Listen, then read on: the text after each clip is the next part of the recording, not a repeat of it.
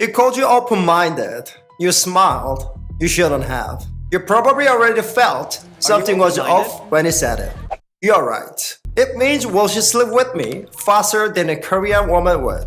That's it. That's the whole compliment. Some Korean guy just sorted your entire life into 2 words. You've survived things he can't even spell. I'm going to show you what Korean men actually mean when they say it, why the system turns you into a shortcut, and at the very end, what they text each other the morning after a date with you.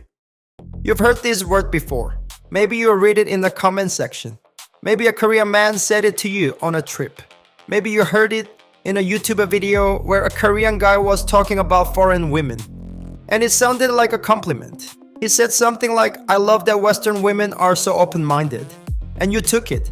You thought it meant he respected your independence. But here's what was happening on his side of the screen. He was running a checklist. Not the checklist you think. Not salary or family background or university. A different one. Does she live alone? Does she drink? Will she come to my place? How many dates before she says yes? That's what open-minded means in Korean male code. I know this because I'm one of them.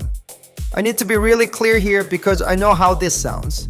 I'm not saying every Korean man who uses that word is a predator. Most of them don't even realize they're doing it. It's baked into the vocabulary. In Korea, a woman who has sex before a certain number of dates is called 가벼운 여자, light woman, easy woman. A woman who waits is 괜찮은 여자, decent woman, serious woman. Korean women know this game. They play it whether they want to or not. They hold the line because crossing it has a social cost. If a Korean woman sleeps with a man too early, her reputation doesn't just take a hit. It follows her. Her friends know. His friends know. In a country of 51 million people, where everyone is 2 phone calls away from everyone else, that information travels fast. So Korean women build walls, not because they wanted to, because the system punished them if they didn't. You don't know the line exists, and that's what he's counting on. In a survey, only 11% of Korean women said it was acceptable to sleep with someone on the first date. For foreign women in Korea, that number was 37%. He didn't call you open-minded because you read books. He called you open-minded because you're 3 times more likely to say yes. You hear that? 3 times. He's not even hiding it. He just wrapped it in a nicer word. Why does system build this shortcut? So why does this happen?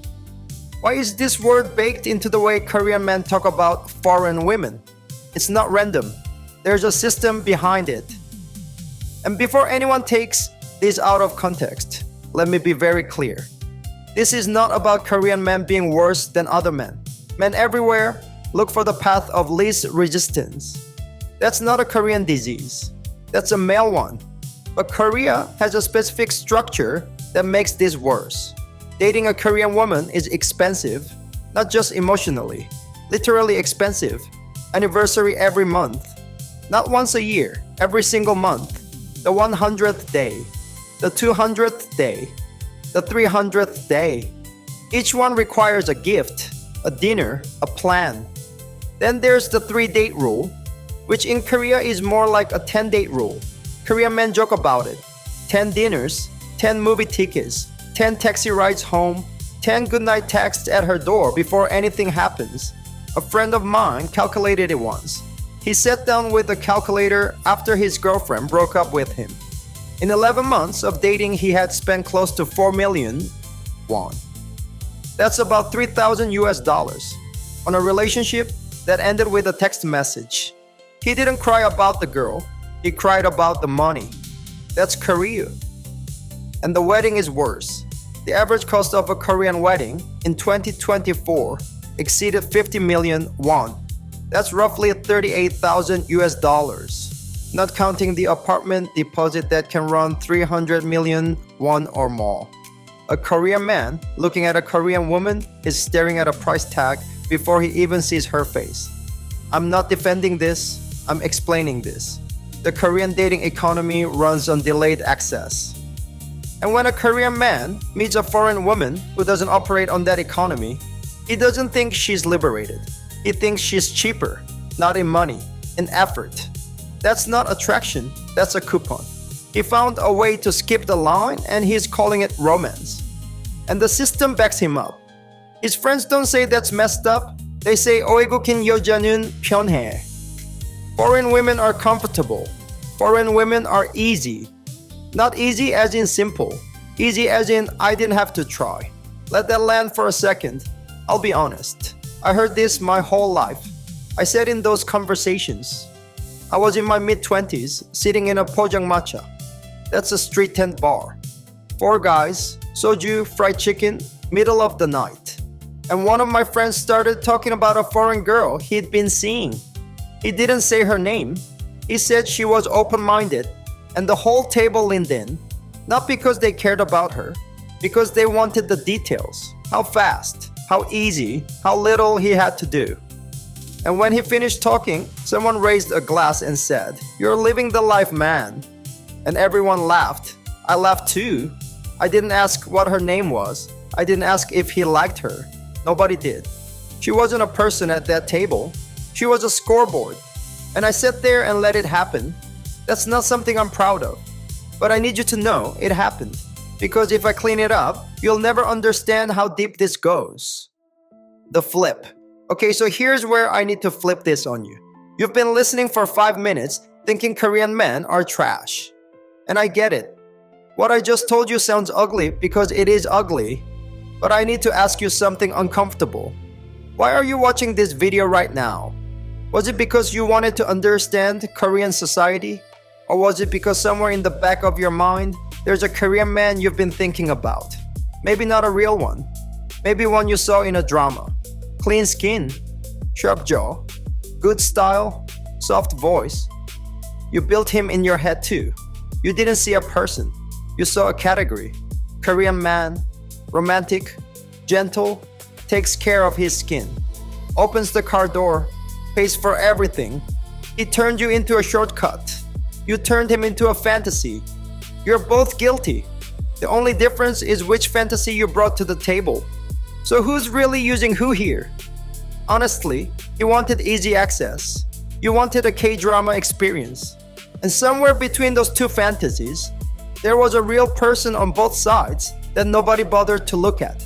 I'm not saying this to attack you. I'm saying this because the moment you show up as a tourist looking for an experience, you give him permission to treat you like one. A tourist gets the menu. A tourist gets the show. A tourist gets a nice story to take home. But a tourist never gets the truth. That's not dating. That's 2 people cosplaying each other's fantasy. And cosplay ends when someone takes the costume off. Let me give you a number. Korean drama content has been watched for over 1 billion hours on Netflix alone. 1 billion hours. That's not curiosity, that's obsession. And you're part of it. You've watched that drama where the man waits in the rain for her. You've replayed that scene where he grabs her wrist and says don't go. You've read the comments under a Korean man's YouTube video and thought he seems different. And then you measured every real Korean man against that character.